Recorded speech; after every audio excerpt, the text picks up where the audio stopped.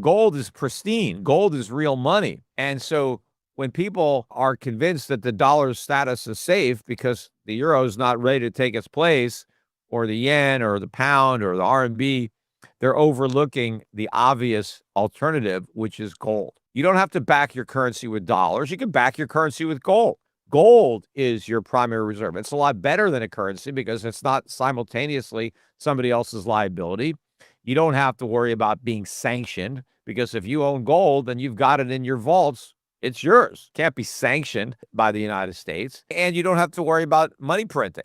You don't have to worry about deficit spending. Gold's value is going to be maintained. This is what's happening. The world has woken up. They don't want to play this game anymore. In a striking analysis of the shifting global financial landscape, economist and market strategist Peter Schiff reiterates a reality that is becoming harder for the world to ignore. Gold remains the truest and most enduring form of money. As trust in fiat currencies weakens, nations and investors are increasingly rediscovering the intrinsic value of gold. Many still attempt to gauge financial confidence by comparing major currencies like the US dollar, euro, yen, pound, or yuan. Yet this perspective, Schiff argues, overlooks the most reliable benchmark of all, gold, the asset that has stood the test of centuries. Unlike paper money, gold carries no counterparty risk.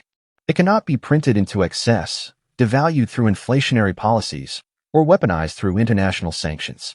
For governments seeking true monetary independence, holding gold means holding real, sovereign wealth that is not dependent on trust in another nation's financial system. As the global order evolves, more countries are recognizing that they no longer need to rely on the US dollar to underpin their currencies. Instead, they are turning toward the stability and credibility that a gold-backed foundation offers, shielding themselves from spiraling debt and persistent inflation. Schiff emphasizes that gold endures because it symbolizes trust, permanence, and protection from financial manipulation, qualities increasingly absent in modern monetary frameworks. The world is gradually moving away from an era defined by limitless printing and debt expansion and toward one grounded in tangible, time-tested value. Gold is not a symbol of the past. It is the cornerstone of the monetary future now taking shape. For more insights into the unfolding transformation in global finance, continue learning, stay informed, and consider subscribing to channels that dive deeper into these critical shifts. China's got the factories. They've got the infrastructure. That's the important part. And it's much harder to save money than to spend it. Spending is the fun part. You just go out and buy stuff. Savings is a sacrifice. It's under consumption. It's earning money, but then not spending it. Finding ways to get by with less so you could save more, right? So that takes hard work. Spending money is very easy. So to think that we are the important part of this relationship because we borrow and spend. No, talk about putting the cart before the horse. China produces. Without production, there's no consumption. China saves. Without savings, there's no borrowing. There are more of them than there are of us. There are 3 times as many people in China. They can spend. They can, there's no shortage of demand in China, but there's a huge shortage of supply here. We don't have the factories. So if there's a war, China wins. In fact, China's been propping up our economy. Trump doesn't understand that, and neither do a lot of people in his administration. There are people who believe Bitcoin is digital gold. I believe they're wrong. I don't think it's digital gold. I think that's the meme that you use to market Bitcoin, but I don't think it's any more digital gold than an image of a hamburger would be digital food. Sure, it may look like real food, but you can't take a bite out of it. You're not going to get any calories. If you have a diet of digital food, you'll eventually starve to death. So it's not going to work. I think Bitcoin is going to implode at some point. Now, it's continued for quite some time, and it's gathered a lot of disciples, a lot of believers in this. And so when you're buying Bitcoin, you're making a bet that more people will believe in it in the future than who believe in it now. And you have to really believe that nothing is something. And to the extent that you could believe that, you may buy Bitcoin. And if more people believe it, then more people will buy it. And the people who own it will be able to sell because there'll be new buyers that want in. But, you never know when people are going to wake up or they're going to run out of fools who are willing to buy into the concept. And then eventually the people who are believing, a number of them stop believing. They see the light, they wake up and then they want to sell. But if there's no new buyers, then the whole thing implodes. So I would not buy Bitcoin if your goal is just to have an inflation hedge, to get out of the dollar, to protect yourself. It's more of gambling on group psychology. Yeah, a lot of events could happen that may drive more people into Bitcoin, right? High inflation, a dollar crash, more people could be seeking a safe haven. And if they end up seeking that safe haven in Bitcoin, then Bitcoin can go up. But they may not. They may come to their senses and Bitcoin can crash. But I think gold's not going to crash. I mean, I think gold really is what Bitcoin pretends to be. And so I'd rather just buy the real thing, or buy silver or something else that's tangible, or invest in the gold mining stocks. I think they're going to go up a lot more than gold. I think they're even cheaper than the metal. So there are a lot of ways to play the gold market. I would not include Bitcoin as one of them. In terms of gold, the stock market has actually declined quite a bit, right? If you measure it in terms of real money, which is what gold is money that the Federal Reserve can't create out of thin air. And so its purchasing power is going to be maintained. In fact, gold's purchasing power goes up because prices are supposed to come down. That's how capitalism works. We come up with more efficient ways to produce things. We develop economies of scale, and prices are supposed to go down. And if you measure prices in real money, they do go down. It's only when you're stuck with a fiat currency created by a government that we experience rising prices. The reason that gold is around $4,000 an ounce is foreign central banks have been buying gold instead of dollars. So instead of holding dollars and then buying U.S. treasuries, those dollars, they're selling their dollars and buying gold and just putting the gold in a vault. And so that makes it more difficult for the U.S. to finance its debt, because we have to find somebody to buy it. And we're going to have to pay a higher interest to encourage people to buy it based on the risk of inflation and dollar devaluation. But we can't afford the higher interest rate because the amount of debt that we're financing is so large. So that's why there's going to be a lot of pressure on the Fed to finance it. But when the Fed finances it, it has to create inflation to do it. And so the trade-off is, yes, the Fed monetizes debt to keep rates lower, but now inflation pushes the price of everything higher. And those higher prices are just a disguised tax, right? Because if the government takes my money, then I can buy less stuff, right? So they take my money in taxes, I got less money, I buy less stuff. But if instead of taking my money, the Fed just prints money and spends it, now prices go up. I got the same amount of money, but I can't buy as much stuff. Now everything costs more.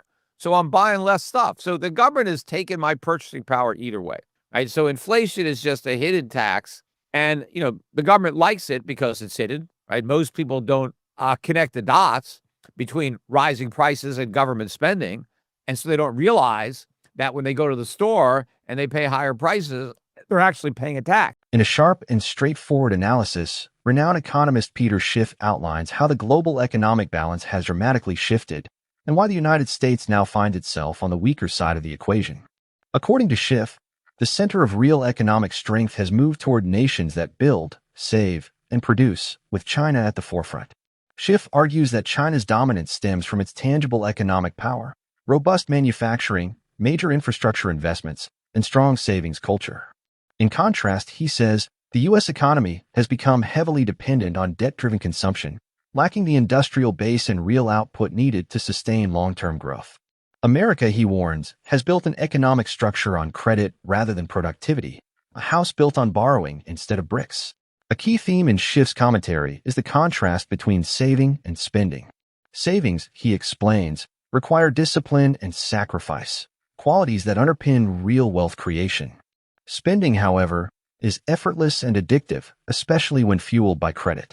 This imbalance, he believes, leaves the U.S. vulnerable and increasingly dependent on China's productive capacity. Schiff takes this argument a step further, suggesting that in the event of a major geopolitical or financial disruption, China's industrial power would ultimately prevail over America's debt-driven system. Production, he notes, is the true backbone of strength, not consumption. When the discussion turns to Bitcoin, Schiff remains firmly skeptical. He rejects the idea of Bitcoin as digital gold, calling it a belief-based asset without intrinsic value. To him, Bitcoin is a psychological speculation comparable to digital food that cannot sustain anyone in the real world. Gold, he insists, remains the only true store of value, tangible, scarce, and historically proven as a shield against inflation and currency devaluation. In Schiff's view, the future belongs to real assets and productive economies. As global power continues to shift, he believes gold will once again emerge as the foundational pillar of wealth and stability. Let's get into the interview. And Trump doesn't just say it's booming, it's the strongest in the history of the country. So that means it's the biggest boom, right? It's bigger than the Roaring '20s, right? It's never been this good. And he says it's the hottest economy in the world. So it's the strongest economy in the history of America, and it's the strongest economy in the world. That's inconsistent with demanding that the Federal Reserve slash interest rates. But it's also inconsistent with the public. I just saw yesterday, Donald Trump's approval ratings on the economy, just on the economy, are the lowest they've ever been. That includes his first term. I think he's got about a 33% approval rating on the economy. 60% of the people disapprove of his handling of the economy. Now, if the economy were doing great, you would figure that more people would give him credit for it, right? I mean, usually whether the economy is good or bad, even if it's got nothing to do with the president gets the blame if it's bad, and he gets the credit if it's good. And so if the public is saying they're unhappy with the way Trump is handling the economy, what does that tell you about their personal experience of the economy? Right? The economy is not doing well, and that's why they're blaming Trump and saying, I don't like the way he's handling the economy. If we had the strongest economy in history, then Trump's poll numbers should reflect that, right? The people should be, overjoyed to be experiencing this massive economic boom, and they should have confidence in Trump because they should be crediting Trump for this boom. After all, Trump says that before he was president a year ago, we had the worst economy in the history of the world.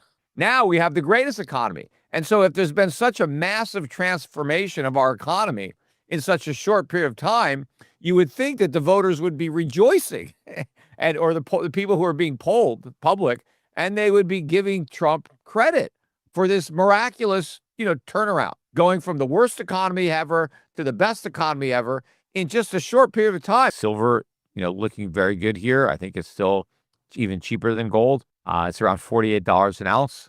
I think that's a good value. It got as high as 54 and change just a couple of weeks ago. 50 used to be the double top. We've now taken that out. So I think we've got a lot of upside in silver. We don't have that big resistance anymore. We've already pierced it. But you can buy real assets. I mean, I like foreign equities. We buy a lot of good dividend-paying foreign stocks that I think are going to, throw off really good, real returns, both dividends and capital appreciation for clients. So, we invest in a lot of stocks. I manage mutual funds that I think will do very well.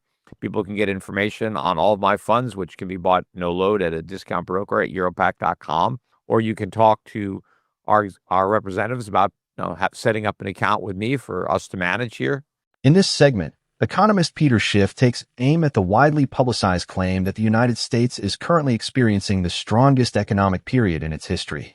While political leaders boast about record growth and economic resilience, Schiff argues that everyday reality paints a starkly different picture. He points out that public approval ratings for economic performance have plunged to striking lows. If the economy were truly flourishing, Schiff notes, Americans would be celebrating prosperity, not voicing frustration, skepticism, and financial stress. The disconnect between government optimism and citizens' lived experiences, he suggests, exposes uncomfortable truths about the economy's underlying health. Schiff warns that headlines proclaiming success may be masking deeper structural weaknesses, rising national debt, declining industrial output, shaky financial markets, and increasing economic vulnerability. In his view, a genuine boom doesn't require a PR campaign. People can feel it in their wallets. Yet amid the uncertainty, Schiff sees strategic opportunities. He highlights silver as a powerful overlooked asset, noting its recent breakout above key resistance levels and its long-term potential for appreciation. He also stresses the importance of holding real assets and dividend-paying international equities as defenses against inflation, currency erosion, and systemic risk. Schiff's message remains consistent and clear. Don't rely on political slogans or surface-level data. Look deeper, safeguard your wealth with tangible value-based investments, and be prepared for potential shifts in the global financial landscape. If you found this perspective valuable, consider liking, sharing, and subscribing, and let us know in the comments what you think lies ahead for the U.S. economy.